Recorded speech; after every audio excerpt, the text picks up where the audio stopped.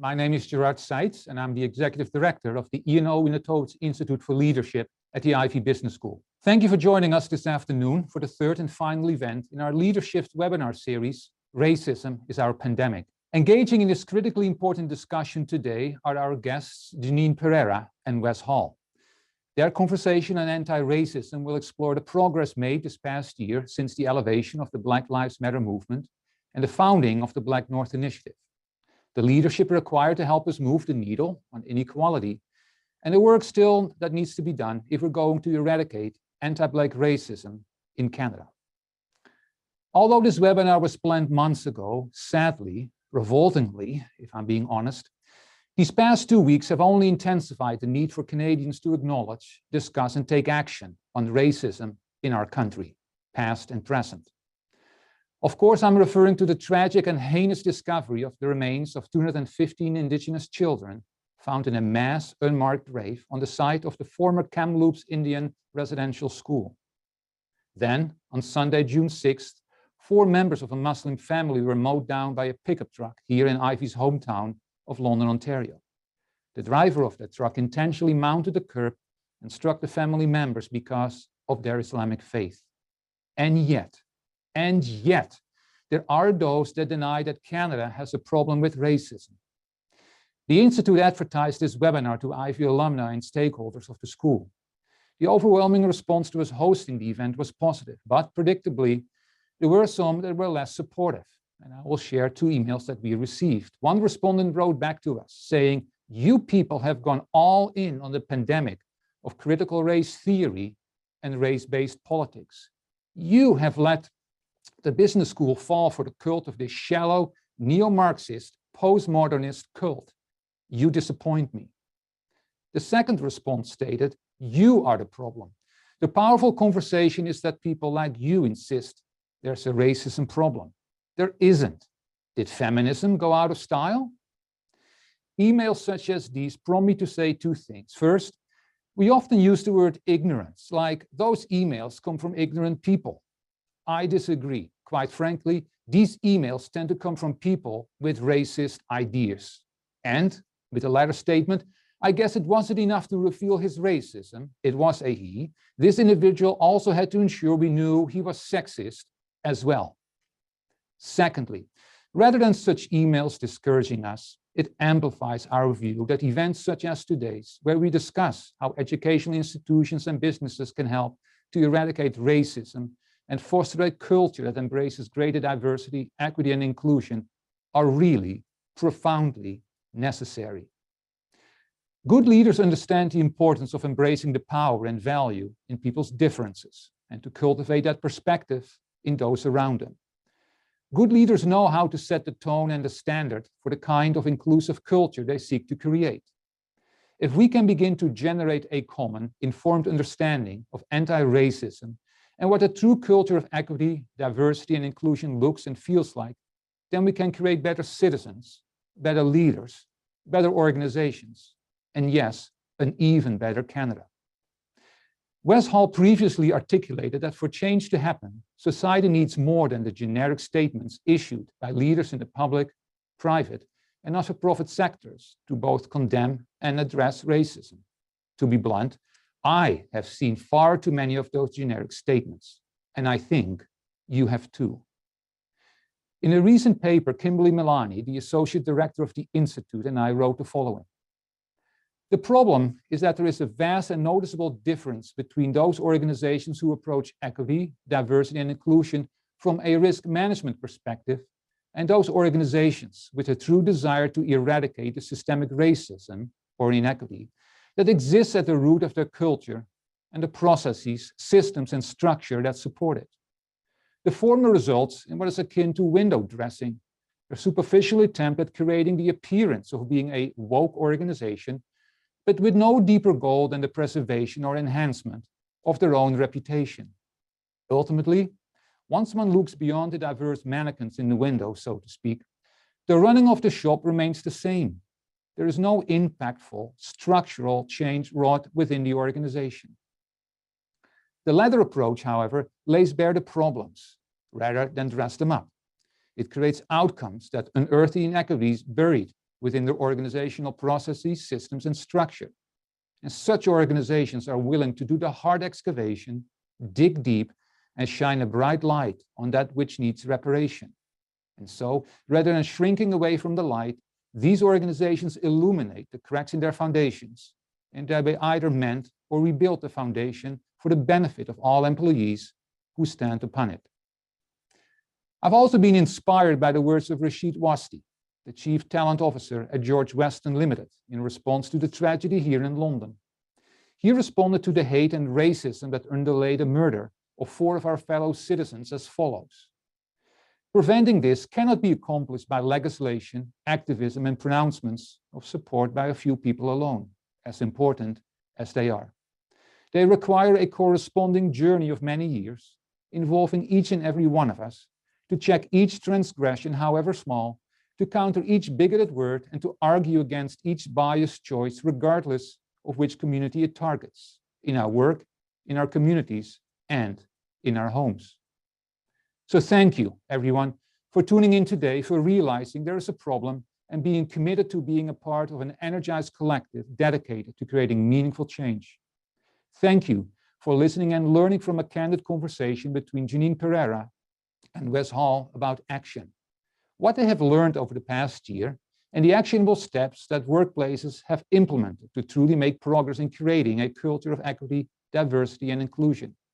I'm sure they will inform and inspire each of us to explore what individual actions, large and small, we can initiate to contribute to the eradication of racism. Now, before we jump into that conversation, let me take a few moments to introduce today's guests. The discussion will be led by Jeannine Pereira. Jeannine is Director for Talent Development and Learning at EY Canada and is responsible for creating a high-performing and inclusive culture. She's also a member of the Institute's Leadership Advisory Council. Wes Hall is an established innovator, entrepreneur, and philanthropist. He is the executive chairman and founder of Kingsdale Advisors, the leading advisor to public company boards and management on all shareholder, governance, and transaction-related matters.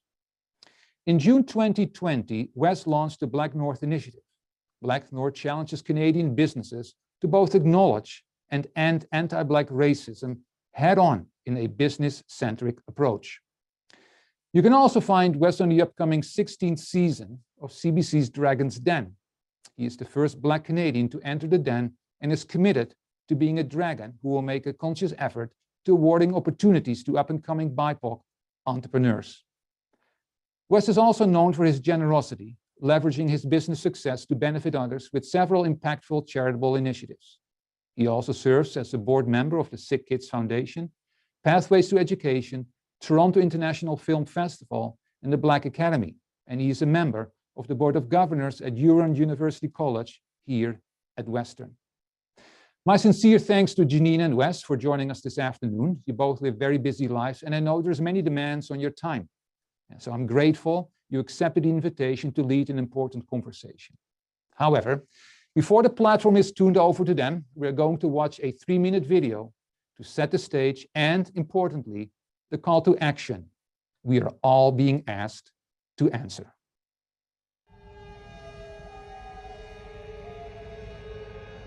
Get up, get in the car. I can't move. I've been waiting the whole time, man. Get up, get in the car. Mama. Get up and get in the car right. I can't.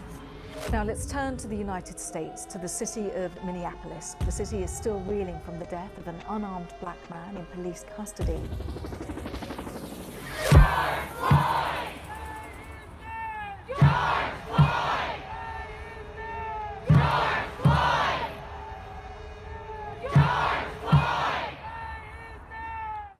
I am George Floyd.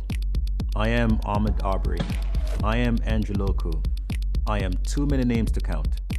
And these are just the names of those whose lives were cut short. He's like, please, I can't breathe, and they did not care. What about the names of those whose lives were made harder, whose success was stifled, whose value was diminished, whose hard work wasn't rewarded, who fear for their families, who know for them it's just different? The names of those who live with the pain, the burden, and the terror of anti-Black systemic racism every single day. We live in a time where Black men and women and boys and girls can be choked and shot and beaten and lynched in broad daylight by murderous pigs. Their time is long overdue. We can't be silent anymore. Take your knee off our neck! We can't delay another day. And make no mistake, So they are frustrated. this isn't just an American There is issue. no systemic discrimination. It's a Canadian one too. Don't let anyone tell you otherwise. And it's not enough to just not be racist. We need to be anti-racist. It's not enough to just stand in solidarity. We need to move in solidarity. It's not enough to just condemn. We need to transform from the inside out, as individuals, as families, as communities, as companies, as a country. BlackNorth is a call to action. It's a movement in the making, and it starts today. We're mobilizing the corporate community to not only transform itself, but to transform the country, to move as one, to end anti-Black systemic racism once and for all. From the boardroom to the classroom and everywhere in between, there is no limit to what we can accomplish together, and the time is now. The world has put us all on notice, and we will answer the call with courage, with commitment, with collaboration and level we haven't seen before, because this is the fight of our lives. So welcome to BlackNorth. Let's get to work.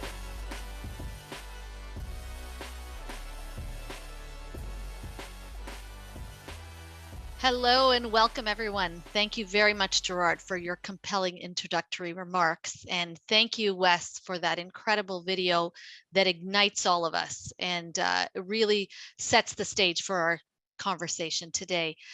Given recent events, may we all move in solidarity with Indigenous people. As you said, it's not enough to stand. We need to move with our communities and survivors of Canada's residential schools and our Muslim communities, especially in London, to address racism and the ongoing impact of colonialism, which persists to this day.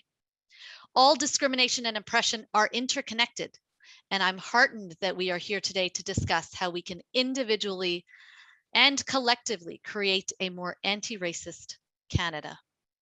Education and conversation are integral to create a more inclusive society.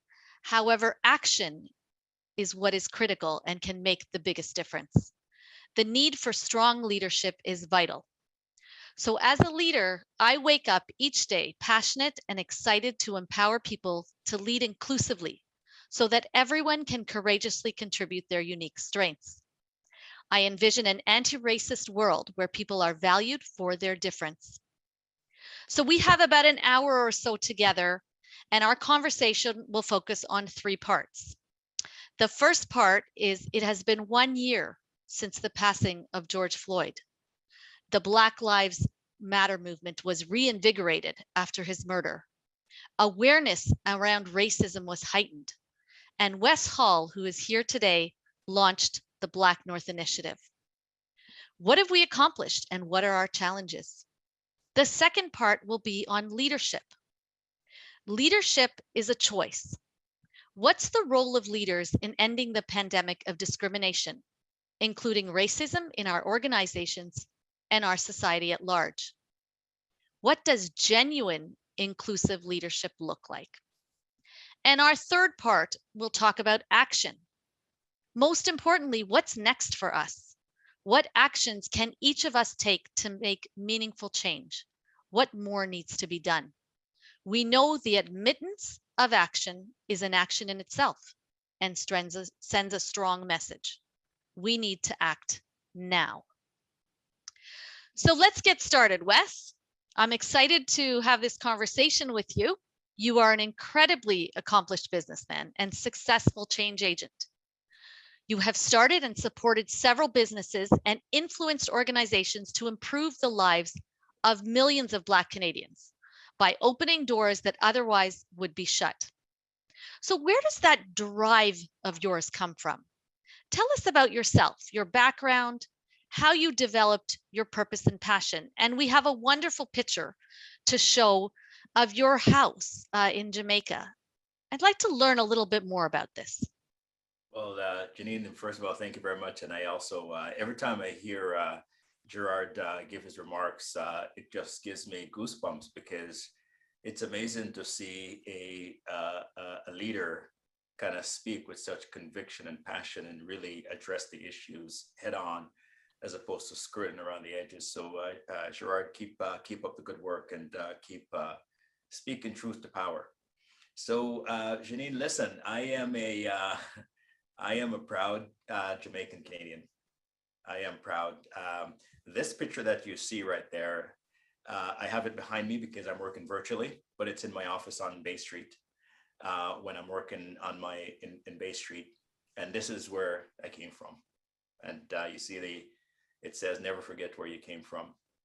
And that is the tin shack that I actually grew up in Jamaica. I have 14 brothers and sisters.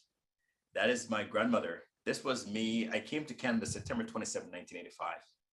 Came to live with my father. My father left Jamaica when he was 25 years old. I was 1. And he came to build a better life for himself. Even though I have 14 brothers and sisters, I have no full brother and sister, meaning that I have no brother and sister with the same parents. So each of us have, in a lot of cases, different fathers or different mothers, but we're siblings. My grandmother, that woman there in that picture, was the one who bore the brunt of raising a lot of us. And this was me when I went back to Jamaica a few years later. I was 22 years old, and I was standing there with my grandmother, and I said to her, I'm going to get you out of that tin shack one day. And if you look at that tin shack, that's actually a plantation house. So my grandmother worked on the sugarcane plantation, depending on the season, the coconut plantation and banana plantation, and she would take us to work with her when she was on the plantation. And the plantation owners would give the plantation workers a place to raise their family. So that's ours. And that was 2 bedrooms. It had outdoor kitchen.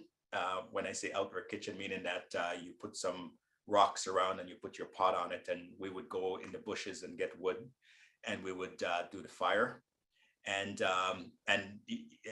we would shower outside, and would use the toilet outside because there is no electricity. As you can see, it's just really basic accommodation. And where you see on that step where that young boy is standing, I remember sitting on that step. And if you look, when the video come back on me, on my forehead right here, I fell off that step, and I hit my head on a rock. And I got this little gift to remind me not only of where it came from, but exactly how it happened and when. And the reason why that house was built on stilts is because of the fact that that area was actually prone to flooding. And I remember sitting on that veranda, my legs dangling in the water because the water would come all the way up to the top. My grandmother freaking out inside, and there I am with no care in the world, just playing in the water with my feet. And so I keep that picture around for 2 reasons. Reason number 1 is to remind me of where I came from. And no matter how much success I've achieved in life, that this is the beginning.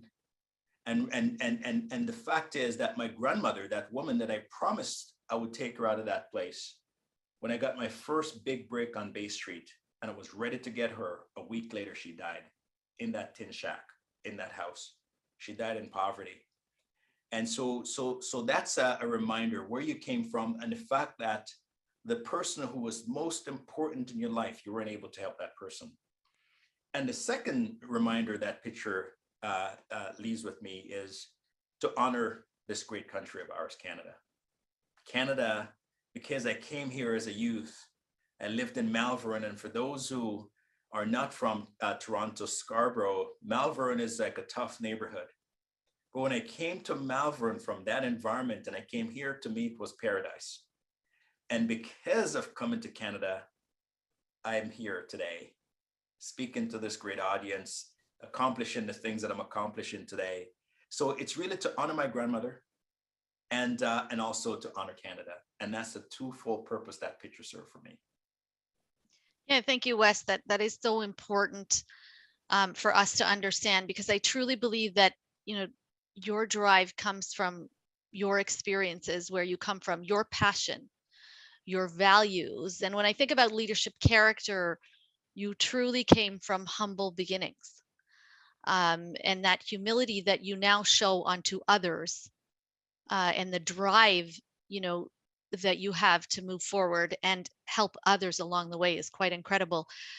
I look back on my own experiences, and my drive to be here, to have this conversation with you, to move us forward in this journey, comes also from my experience. My parents were immigrants to this country, refugees actually, and were kicked out of Africa due to ethnic cleansing, and came here with nothing. And I was born within 6 weeks of their arrival.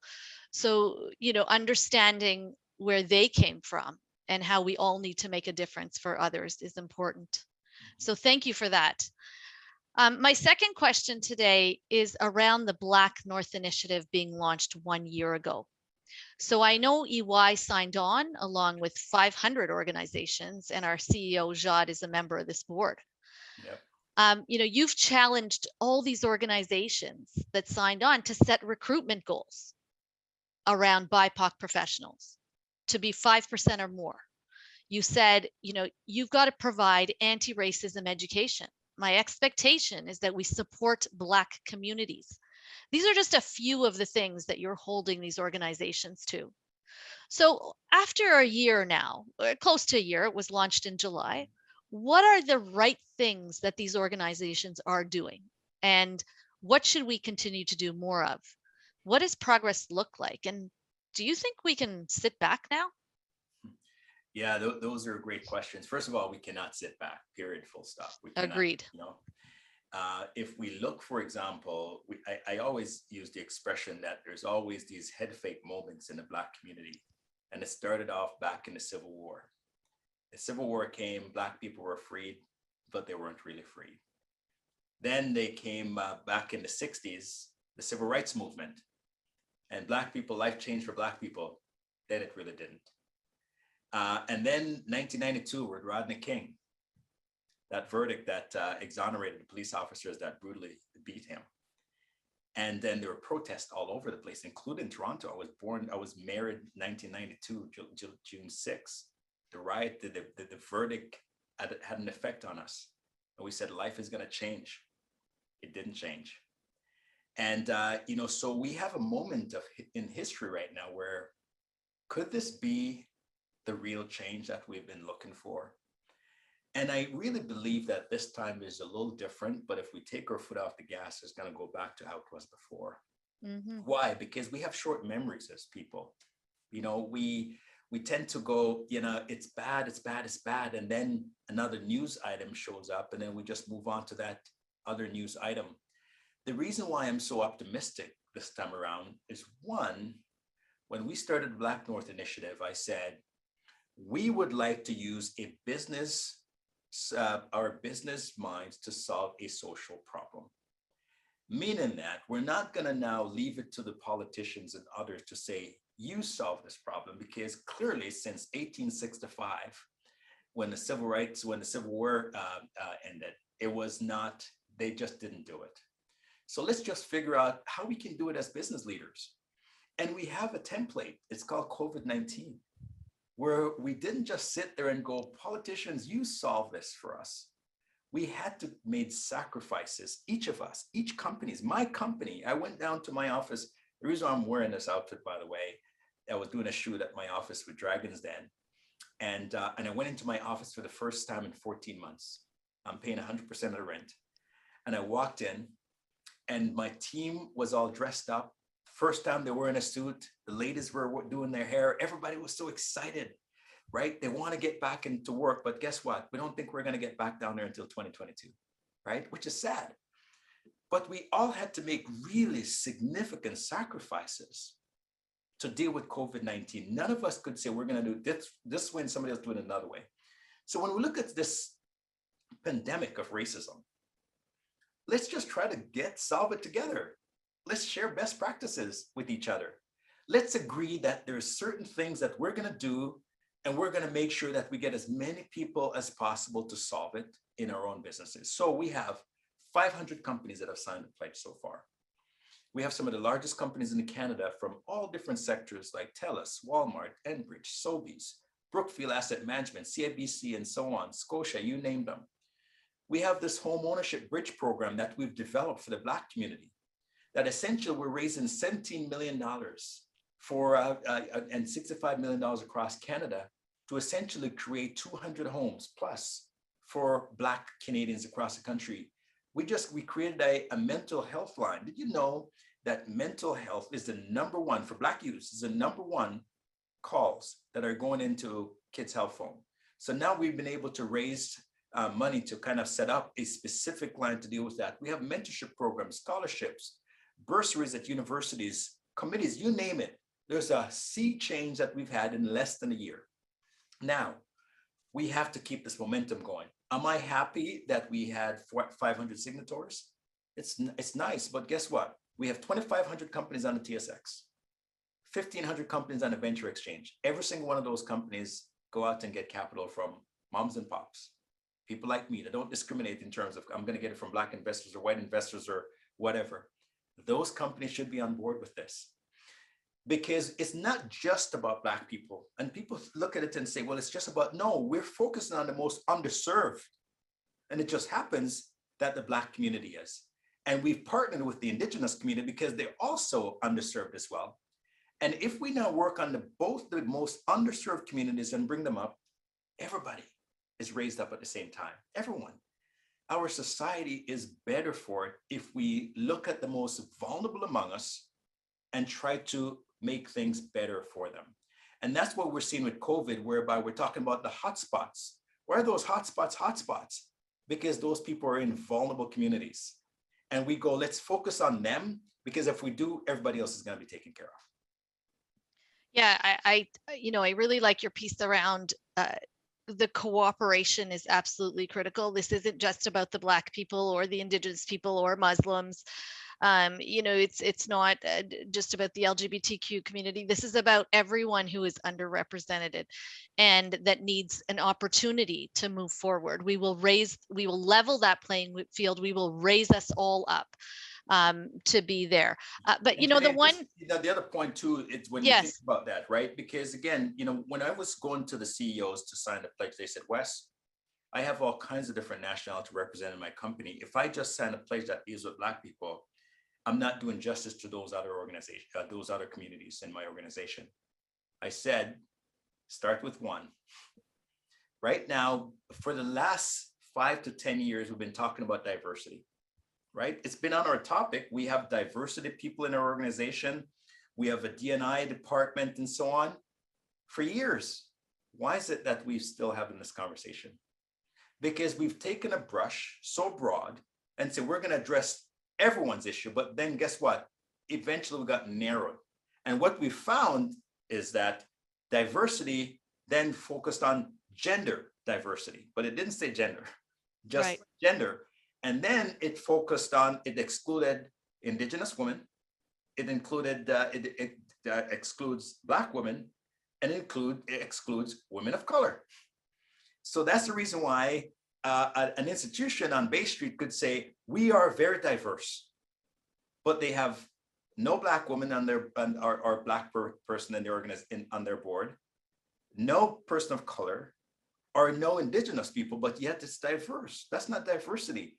You're diversity in one area, but what we're saying is start with one group, change it for that group, and then use that playbook to apply to other groups as well. And our society is going to be better off if we do that. Yeah. And someone just wrote in the chat around the diversity and inclusiveness. And I think I like Arthur Chan's quote, which is, diversity is a fact. Equity is a choice. Inclusion is an action, and belonging is an outcome. And equity is an action. It is important to me because equity takes what you said around the sacrifice of resources, time, effort, all of those things. Equity takes that. And we have to make those choices for one group to start. I like that. Make those choices for one group to start, which is actually going to better every group as we move forward. Let's learn and get better. So that's great. I know When I think about the Ivey School of Business, they've set up a council with both internal and external advisors, to hold them accountable for the difference. So a couple of things you talked about from a character point of view is around accountability. You're holding these organizations accountable. You're hoping that more organizations will sign on, become role models, will make that difference and see a difference. And the other thing I think that's clear is around the collaboration. We need to cooperate on this. Nobody can do this alone, but we have the resources together that can really make the difference. Yeah, exactly. I'm going to move on, Wes, to another question, still in the area of this time has passed and what's the differences that have been made. So you heard from Gerard saying that in his opening remarks, there are people in denial, those who dismiss racism as a critical problem. We imagine that your commitment to eradicate racism has ruffled many feathers as well. So how do you handle that pushback? How do you engage with those who are fearful of disrupting the status quo? So first of all, what I say to folks is that I'm not here to end racism. So I cannot prevent someone from not liking me because I'm Black, nor can they prevent me from liking them because of their skin color. What I can prevent, I believe, working collectively with others, is the barriers that people put in place to prevent me from getting ahead because I'm Black, right? So if that person's a hiring manager, for example, there could be systemic barriers that that person may put in place to not hire Black people within the organization. So the question that we ask CEOs when they sign the pledge is that, does your organization have those systemic barriers that exist to prevent people from either getting ahead because of their race or color or religion or sexual orientation, or not to come into your organization to begin with? So I told these CEOs, I said, we need for you to start at the very top of your institution, okay? And if you look around the boardroom table, and there are no persons of color, there are no Black people, then guess what? Or no Indigenous people, there may be a systemic barrier for that. So what could be the systemic barrier? Okay. One could be that I only get board members who used to be a CEO on my board. Okay, the pool just got very small. Absolutely. You're going to find some women in that category, mostly white women. You're probably going to find maybe me as a Black person in that category, right? So all of a sudden, the category is smaller, Indigenous smaller. So you just put a systemic barrier to prevent diversity and inclusion on your board. So let's remove that barrier.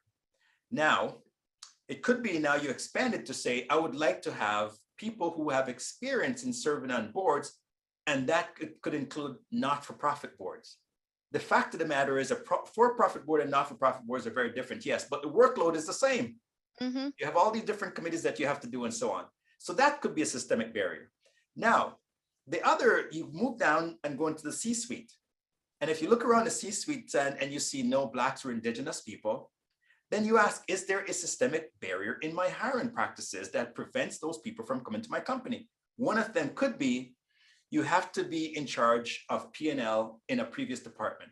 Okay, who's in charge of P&L in departments? Generally, not Blacks and Indigenous people. So all of a sudden, that group is no longer not in your C-suite because of that barrier. So there's all these different things that we have to examine in order for us to determine if there are systemic barriers, intentional or otherwise, in our organization, preventing people of color and Blacks and Indigenous to be a part of our organization. So I hear a lot of people are worried or scared, they're taking our jobs and stuff like that. I would say this, the company becomes better when you have diversity at the table. I use my own business. I have a business that I bought 5 years ago. It was a mess. It was losing $20 million a year. We're talking to business school here. Everybody would say, Wes, that's a dumb business. If I was a pitcher on Dragons Den, the Dragons would throw me out of the den. They would say, you're an idiot. But the only thing I've changed, Jeannine, one thing, when I bought the company, I said, I want diversity at every level. There's no Blacks, no Indigenous, and only one woman on the management team of 20 people. One woman, and no Blacks or Indigenous. I added diversity. Today, 50% of the companies diverse are LGBTQ plus or persons with disability. The only thing I changed was diversity. The company has valued 50 times more than it did, at any given time. And, so what have we changed? Just the way people think. When you look at my background and where I came from in Jamaica, right? I have a view of the world that's very different than someone who lived in Rosedale and grew up in Rosedale and went to Upper Canada College. Me growing up in Malvern in Toronto is very different and a different lived experience than someone who just didn't have those things. So naturally, as a result of my lived experience, I'm going to bring a different way of thinking about things to the table. And that's what we want in organizations. So every single organization that adds diversity, they become better, right? They hire more people. My business, Kingsdale, when I started it, I was 1 employee. I built it in a short period of time to become 85 employees. Why? Because when I was making a lot of money with one person, I was working myself to death. I added a second person, I'm starting to make more money because they start to bring more things to the table. And when I add my third and my fourth and my fifth and my 20th, I look back at the business today, if I didn't make those changes in the business, my business would have been stagnant and there would be no value built in that business. So I would say any business that adds diversity is better. And you show me a business that added diverse people to their management team and they are not better off for it. Show me one. There's none. Yeah. And there's studies after studies that supports that. Absolutely. There's a great study around how boards can lead on racial diversity, equity, and inclusion. And it clearly states, the retention is higher, the revenue is higher, the market share is better, et cetera. So I'm with you, Wes, absolutely on that. And I think the piece around, look at your systems and processes in your organizations and adjust these, change these to be more open to everyone. It's not about changing the people. When I started around the diversity years ago working in this area, a lot of times people would say, I just need this person to be like this. I just need to be this person like this, right? And we have a model. It's not a mold, but it's a model. And yet we would mold people into be what already existed. What we need to do, and I know that Trevor Wilson told me this a lot, he would tell me that we need to value the intangibles, right? Those lived experiences, value the difference people bring to the table. That is what could get you far. And one of the things we put in place, I think that I like to share with everyone, if you're in a workplace and you're trying to make decisions, think about this. Use PTR. Preference, tradition, or requirement. Wes, you talked about the criteria for someone to be on your board, to be at that level, to get promoted. Is it a preference? Is it a tradition? Or is it truly a requirement to get there? So think about that when you're making decisions around recruitment, promotion, succession planning, a spot, and you're trying to put someone in there. Consider the criteria and open that up appropriately. The other thing too, Jeannine, when you often hear people say we can't find any Black talent, right? And it's fine. Let's accept that as a valid reason. Or the ones that they find they're just not qualified. Let's say somebody want to recruit me as an executive of a bank or on the board of a bank. Right now we have 1 Black board member in a bank. So we got a lot of work to do, right? And I look at, and they really want me. Wes Hall, you've accomplished so much. We really would like for you to be on the board. And I looked at the organization at the top and I see that there's no other Black person on that board. Well, if you look at the stats says that if you're the only in an organization, it's very difficult, very difficult. McKinsey did a study on what it's like to be an only. So all of a sudden I walk into a boardroom and people are going to now say, I wonder how smart he is. Did he get here because of tokenism? They wanted a Black person. People are saying that about me in Dragon's Den, the first Black dragon in 16 years. There's a lot of people in the audience who are watching the show you better prove yourself that you deserve this, right?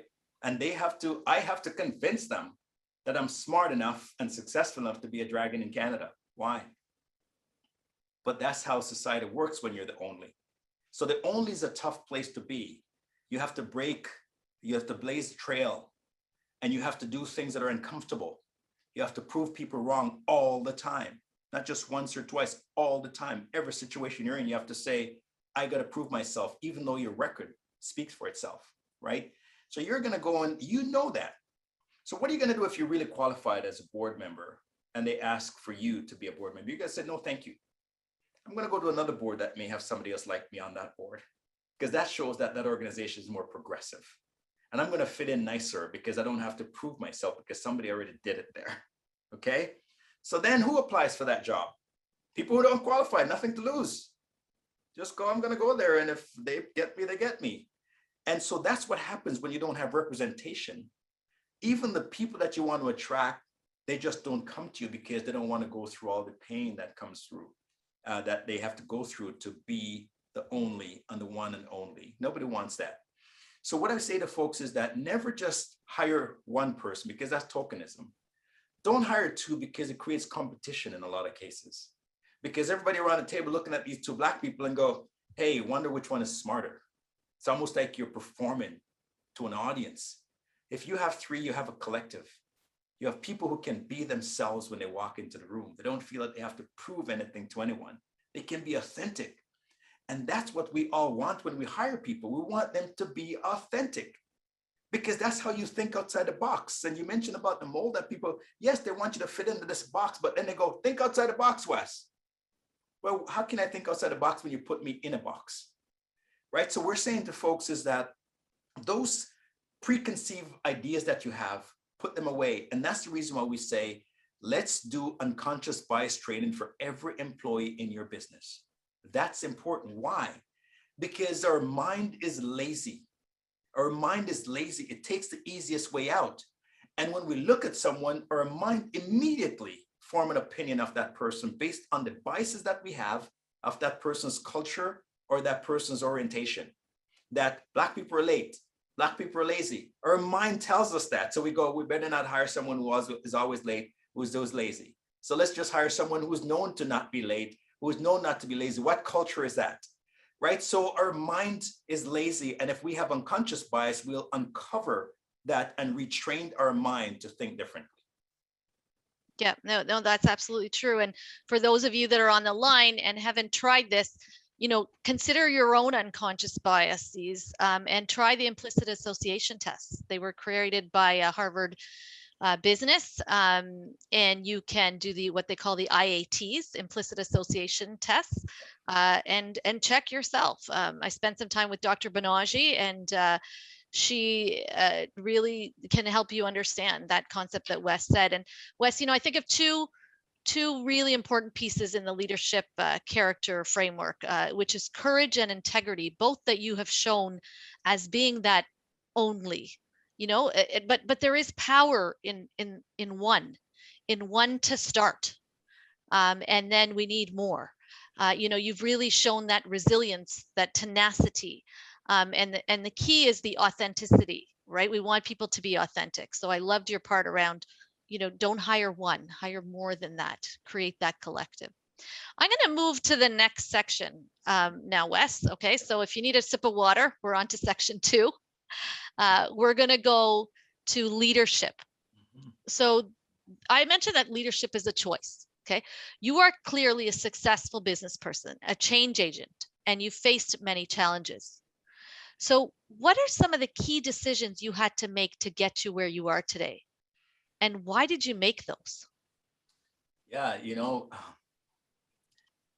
I always say that I took on jobs that I didn't really know how to do, and I took a lot of risk. So I started my career in the mailroom on Bay Street, and I remember when I started that job, I've never been on Bay Street before. I've never even been in an elevator before, And I was working as a security guard in the burbs. One of the jobs that I had was to go into places like really bad neighborhoods with a flashlight. And that was my only weapon when there's a burglar alarm at 4 o'clock in the morning. And one of my neighborhood was Regent Park, when Regent Park was really Regent Park, was really tough back then. And the alarm would go off in these factories and I would go to search and I couldn't just look around the perimeter and then go all clear, right? I had to go in and there's a key section. Each section you have to go on to a key to turn to let them know that you actually went there physically and checked the area. So I was like this skinny little guy with a flashlight, just shaking, you know, as I go through the building, hoping that I don't see a mouse running or anything like that. And so a buddy of mine said, hey, you know, I applied for a job in downtown, and but I already got a job and they want to know if I know somebody who's looking for a job. And he put my name forward. And I went down to Bay Street, and it was at Commerce Court West, and I went on the 13th floor to this law firm. And my eyes just bugged out, right? I saw these beautiful paintings on the wall, and the reception was beautiful and grand, and there was this beautiful view as far as the eyes can see. And I was in my security guard uniform to do the job interview. And the HR manager came and she like immediately gave me it, but there was a time when they were looking for anyone. If you had a pulse, they just had to check your pulse and you get a job. That was the time, right? So they didn't care what I looked like. You want a job in the mailroom, you got it. I got hired in the mailroom. But I saw something that really changed my life, because I saw these people walking around with business suits on. People who only saw on television. And I'm like, there's real people that actually dressed like that. I thought it was on like LA Law kind of thing, right? And I go, I want to be one of those people. I want to be one of them. And I remember after I got the job, I went to Goodwill and I bought a suit and a tie and a shirt, secondhand. And I wore that to work on Monday. And the guys in the mailroom started laughing at me because they were wearing jeans and t-shirt. And they were like, dude, people are going to think you're a lawyer. And I'm like, not a bad thing for them to think. And I wore that suit every single day in the mailroom. And because I said, I want to be like one of those people in those offices. And it really changed my perspective on life. And then I had an opportunity to apply for, I found out at the company had these courses that you could take in the evenings to qualify to become a law clerk or whatever you want to do in law. So I did that. But the reason why I knew about that was because when I was pushing my mail cart, I would get friendly with all these people. I'm a friendly guy. And I would be walking around without my suit, without my mail cart. And these articling students, these law students would chat with me because they thought I was a student too. And we would have these conversations about securities law and M&A and all these different terms and jargons. And I started to learn those jargons. And I got interviewed at Canvas Global. Again, I had nothing to lose. I'm not qualified. If they want to hire me, it's up to them. It suck to do that. So they hired me for the job to become a law clerk, the right-hand person to the general counsel. I hit the ball out of the park because I worked very hard. But he knew he was giving me a break. He knew that. He knew my resume wasn't up to par. But it was at a time when people were willing to give people like me an opportunity. Right? There was a time when he didn't look at me and say, poor Black kid. Maybe he looked at me and said, I want to help this kid. But he didn't really look at me in a way to say, I can't hire you here. There's no place for people like you here. He was my best mentor until today. This man and I are like this till this day, right? Because he was very kind to me and he helped me to develop. He molded me, shaped me. He built confidence in me. And then I left that job after 5 years and he said, Wes, it's time for you to move on.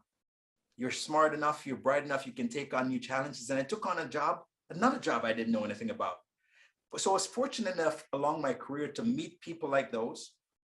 The problem that we have today is that there are less and less people like those today that are willing to give, even if you have a degree, graduate with honors, and you're a person of color, you're Black, you're Indigenous, you still don't get that opportunity. And when you do, you get 20% less in compensation than everybody else. Those opportunities are few and far between that happened to me. And I just wanted to encourage business leaders, just go back to that time when you believe in people and you didn't believe that, their color is going to affect their performance, but you gave them that opportunity to show that they can do just as well as anybody else. And so what we ask people for in the Black community, we don't want you to, people say, we don't want, first of all, we're not fighting for equality, because a lot of people say, yeah, we're fighting for equality. What does that mean, equality? Equality means that all these people start the race here, and I'm going to make sure that I let them stop so I can eventually catch up to them, and I can pass them. What we're saying is that give us fairness. We're not asking to take things away from people who had it because of privilege, right? But let's give us some fairness so we can actually start running the race, and eventually we'll catch up. And eventually we're going to be at the same spot. But without fairness, we'll never catch up. So give us a job, pay us a fair wage, give us an opportunity because we deserve it, and let us do the rest, and don't put obstacles in our way not to be successful. And that's what we're really asking for. We're not asking to be treated differently. Just treat us the same, right? In terms of give me the job, just like you would give somebody else who graduated the same way as me in the same rate and the same grade. And then give us an opportunity to compete fairly. And if we compete fairly, we're both going to get either fired because we're not capable, or we're going to get promoted because we're capable. Yeah, I think that's so important around the equity, right? Like don't put obstacles in our way, just give us the opportunity. Put the equity into, give us that opportunity. When I think about, I think there was one of the articles you were in, and it showed a fence. And that everyone needs to look over the fence in order to do their job. But if you have people that are shorter, right, or people that that are don't have the ability to get up on a box to actually look at the fence, like make sure that we have created a process. Either lower the fence so we can all look through and look over, right, or make sure we have the resources and efforts to create the items needed for everyone to be able to look over the fence. Yeah, I'll give you and equity is important. Exactly, because, okay, let's say, for example, that, and using that fence analogy, right? The person who comes up to the fence is in a wheelchair, right? If you make no provision for that person and go, well, it's too bad that you're in a wheelchair, guess what? You put in an obstacle in that person's way that they can never overcome because of their disability, right? So when we're saying to lower the fence, we're not saying lower your standard. No. We're saying that you're making sure that things are fair and equal. I'll give you another example of success, right? Some law firms, like the law firms, are notorious for not having diversity. But a lot of law firms just look at the grades that you get when you're in law school. If you're in the 90s, we're going to look at you. If you're not, we're not going to look at you. But in Malvern, I left home when I was 18 years old. My last year of high school, I left home. I had to send myself through school, had to work at restaurants in the evenings. I did multiple jobs. I worked in a restaurant, I cleaned offices. I was doing all these different things to make money, to educate myself. Well, it's very difficult for me to compete in university with someone who's get their entire way paid by their parents. And all they had to do is to study and get good grades. They don't have to worry about working. They don't have to worry about falling asleep while they're, because they work the night shift, right? But yet I got 85. And that law firm goes, not a chance, not gonna hire him. It's not there. But my 85 is way better than most people's 92. Right? Because that 85 came with a lot of hard work. Right. Right? Yeah. But that isn't taken into account. Right? And what we're saying is, that's what we're saying to folks, look at people's lived experiences. Yes. Because if you look at that, you're going to find some gems. Because you're going to realize that in spite of all the obstacles that this person went through, they're right here in front of me today. And that's the person who's going to take your organization from here to here. Yeah. Yeah, no, absolutely. I'm going to move on, Wes, to the next question. And this is really around Canada as a country. So as Canada as a country needs to act. So this has come through as a question. So a common view amongst Canadians is that we're too nice, too polite, too embracing of multiculturalism to be racist. We often smugly compare ourselves to US and think it's not like that up here. But the reality is, as I recently heard one commentator put this, Canada is racist, but with better PR. So in the 2021 Black Canadian National Survey, nearly all Black Canadians, 96%, said they think racism is an issue in the workplace. And 56% of white Canadians said there is a small problem or no problem at all. So how do we ensure that people quit believing our own false PR, or that we live in a post-racial society? Well, that's a good question. I was talking to a political leader the other day, and he said to me, Wes, we don't have systemic racism in Canada, and I said to him, if you had a Black friend, you probably wouldn't say that. Or if you had a Black person at the senior level of your organization, you wouldn't say that.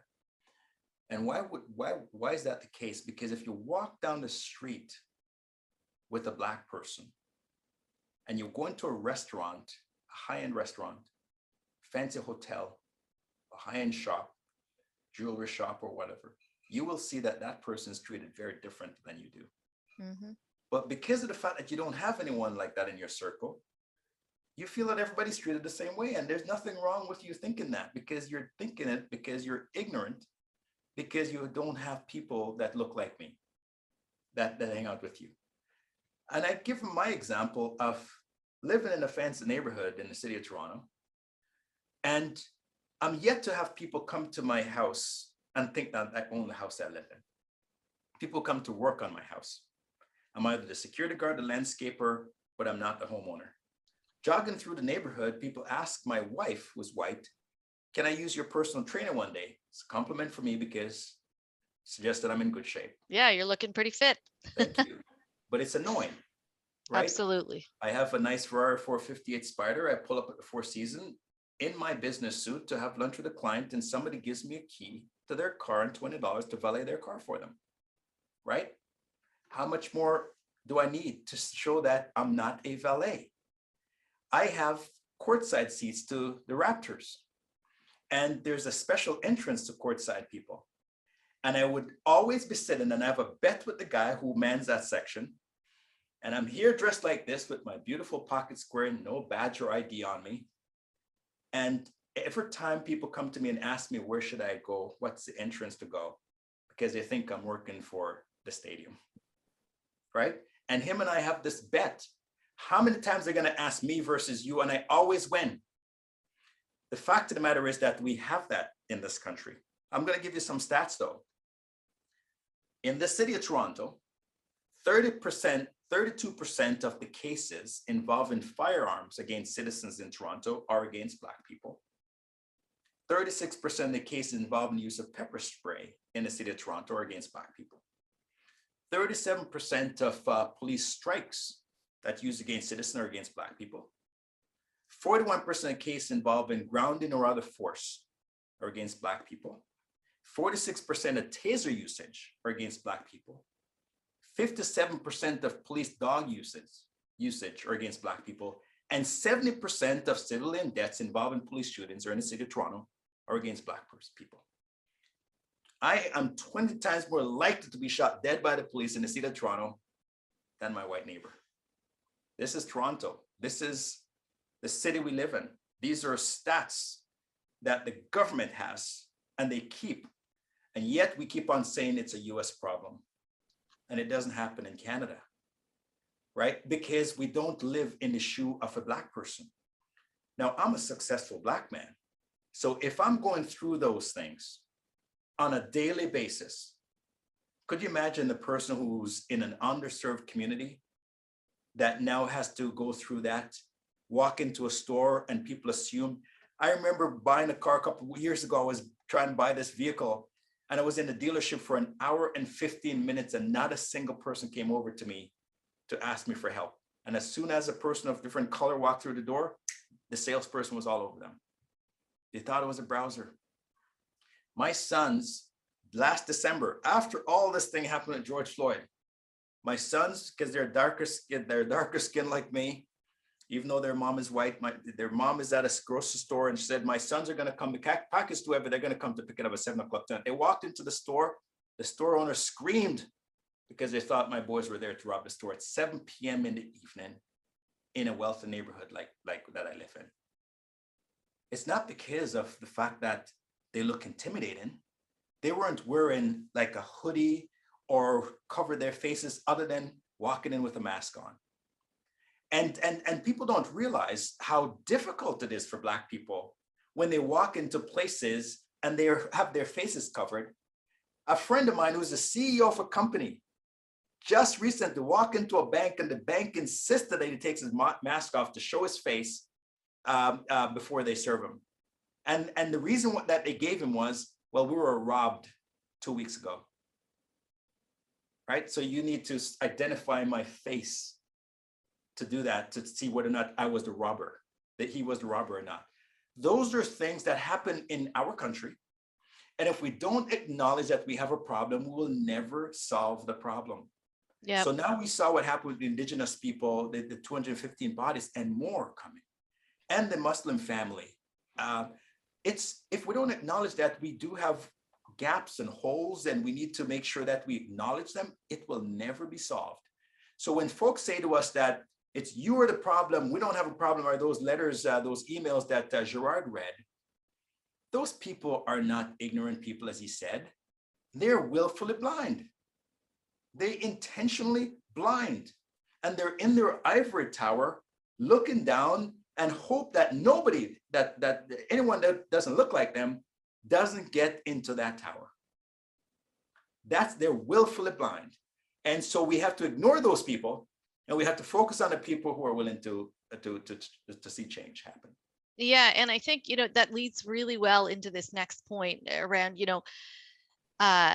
which is focus on the people that actually do see it, but maybe wondering what to do about it, right? I mean, there are those that are, what you said, willfully not seeing it. Your storytelling absolutely helps. I think the stats that you just shared, we need to continue to raise awareness. And then we got to move that middle. And so this next question is about half of Black employees in Canada report facing discrimination when it comes to promotions. And only 39% of the Black Canadians agree that their organizations has the right mechanisms in place to ensure major promotion decisions are free of bias. So, that's less than half that we think have the right mechanisms. Yeah. So the question that came in from one of our registrants is, where we continue to see racism is often not at the C-suite level. It's the middle management. So the C-suite sign on, but the middle management are making the decisions. Yeah.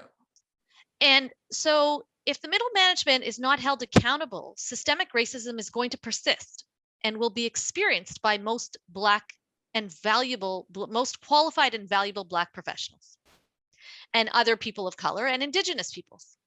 So how will corporations address this middle management rank? And how do we hold them accountable? Yeah, that is so true. There's a lot of elbowing that happens in a middle management position. There's a lot of microaggression that happens in there. And that's what we're saying to these CEOs that signed the pledge, about looking at your organization to see where the systemic barriers are. Board, C-suite, pipeline. The pipeline is where the middle management. And we see so many problems in that area, and we keep on saying to these CEOs, you have to go deep in your organization. Because if you can't build a pipeline, you're not going to be able to have those people going into the C-suite, because they're getting weeded out in that position. And McKinsey did a study that in the financial services sector, and it actually talks about, and the reason why they wanted to see what's the problem there. And they mentioned, for example, that 9 out of 10 C-suite level positions are white men. So, and then it says between entry level and C-suite level, white men represents 112% higher jump in the numbers. So at the initial level, everybody is like at the same. You get into the organization entry level, it's even across the board. And then you find that white men in particular just start to move up. Mm-hmm. But what they found is that a lot of the problem happens For example, women represent drop by 75% by the time they get to the C-suite level. Women of color, 90%, right? So there's a problem right there in that middle part that is not being addressed. And we're saying to leaders that you need to focus on that, because if you can't, fix that problem, you're not going to fix the C-suite and you're not going to fix the board. You're not. You have to focus on the soft middle. That's the nucleus at the organization and the nucleus of the problems that you're having with discrimination and racism within the organization. And again, in some cases, it's not because somebody may be racist. There's this unconscious bias that people have. And as a result of building up that unconscious bias, people get weeded out of the organization. Microaggression was defined by McKinsey, and it indicated that, it's when, for example, how many people that were called a different name by when I was in the mailroom, there's a guy that I met years later, and he said, it was introduced to him, and he said, "You're Wes Hall." I said, "Yes." He said, "Oh, I worked at that law firm as a lawyer. And for years, the senior partners would call me Wes Hall. For years, I was in the mailroom." That's microaggression. Microaggression is when you're the boss and people treat you with disrespect that work for you, or they question decisions that you make because they don't trust your decision-making abilities. Those are microaggressions. And a lot of that happens in that middle management position. And as a result of that, those people don't get the support from their management team and the leadership, and they end up leaving the company, or they leave the industry, or they just quit altogether doing something else. So, so that is a big part of what we need to address. Yeah, and I think that, your point around that middle management is that people leave their people, right? They don't always leave the organization, they leave their people. And if we don't hold our managers accountable for their behavior, that then we're not going to be able to make the difference. I look back and I look at this leadership character assessment that the Institute has put out and Gerard's team has created. We brought Gerard into EY to help a number of our partners build that leadership character so they can actually learn more about the character of justice and creating a fair, equitable, inclusive environment. I look at, the pieces, we got to do upward feedback. We got to take those people who are struggling, give them coaching, and expect behavioral change. And if behavioral change doesn't happen, they can't continue in the organization. Yep. Wes, I've only got 5 or 6 minutes, but I want to move to this last section. I got a couple more questions to ask you.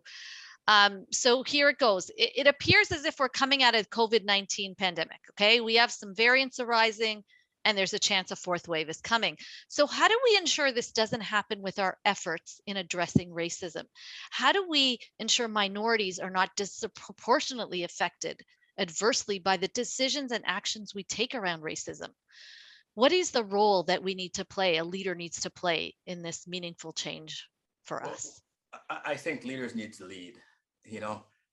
When somebody said to me, when CEOs would say, "I can't focus on just one group," that's not leadership, right?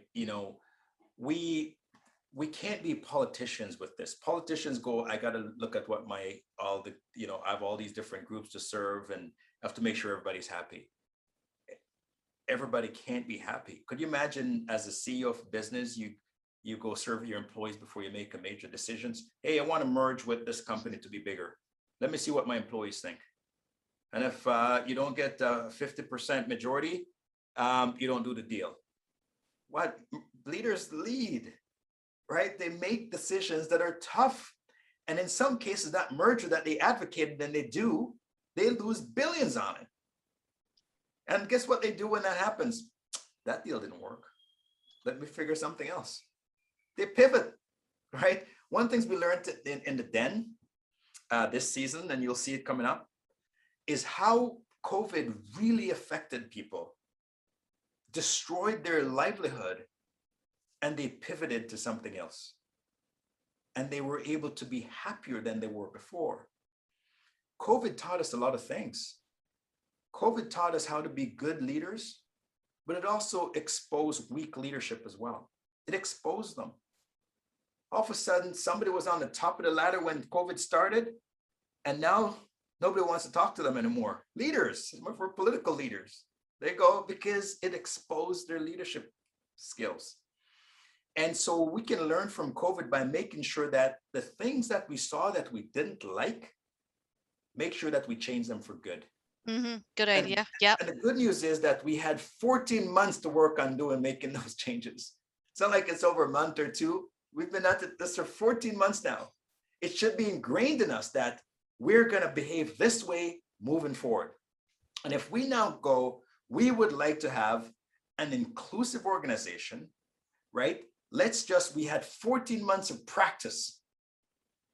And now let's just keep the momentum going by always going back and checking it. And what I say to leaders is, if you truly believe that, tie it to your compensation package, tie it to your middle management compensation package. Yes. You know, how many people do you lose? How inclusive is your group and all that?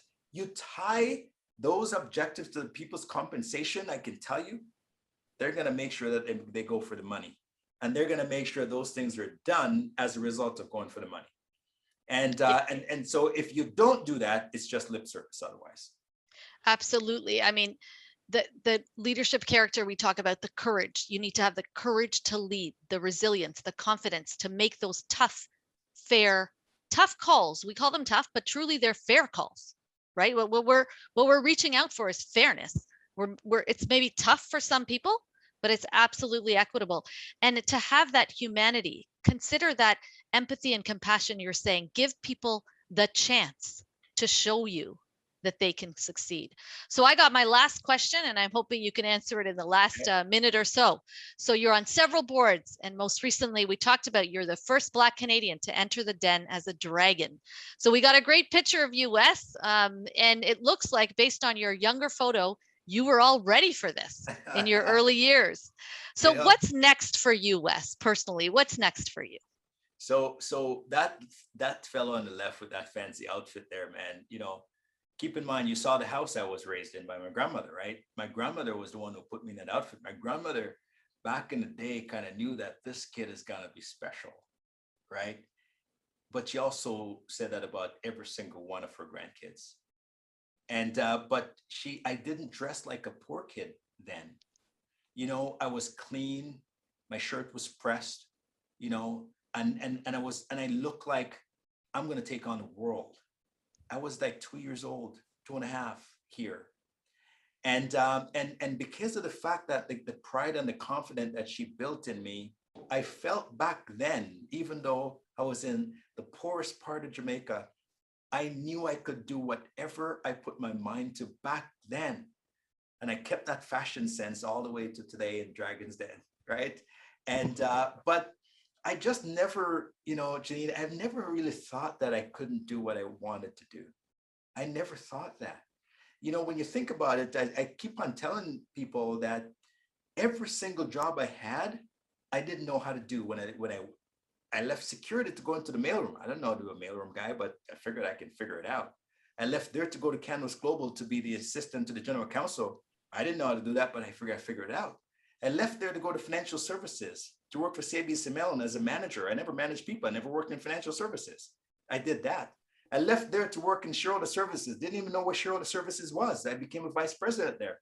Did that, right? And then I left there to start Kingsdale. Never started a business before in my life. Did that.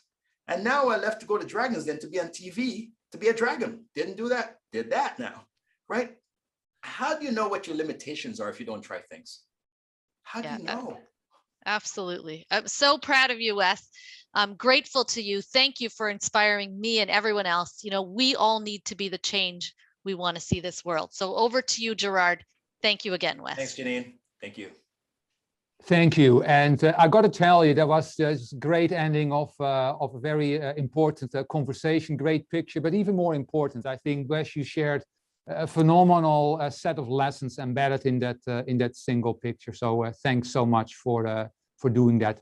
And so I'd like to bring the session to a conclusion. Thank you, Jeannine, and thank you, Wes, for a thoughtful, a candid conversation, a difficult conversation at times. You certainly gave us much to reflect and act on. To our audience, thank you for tuning in this afternoon. I hope you enjoyed the conversation as well. And of course, we'll send you a link with the recording of the webinar over the coming days. And please feel free to distribute this important conversation. As I said earlier, I think there's profound learnings embedded in the broadcast.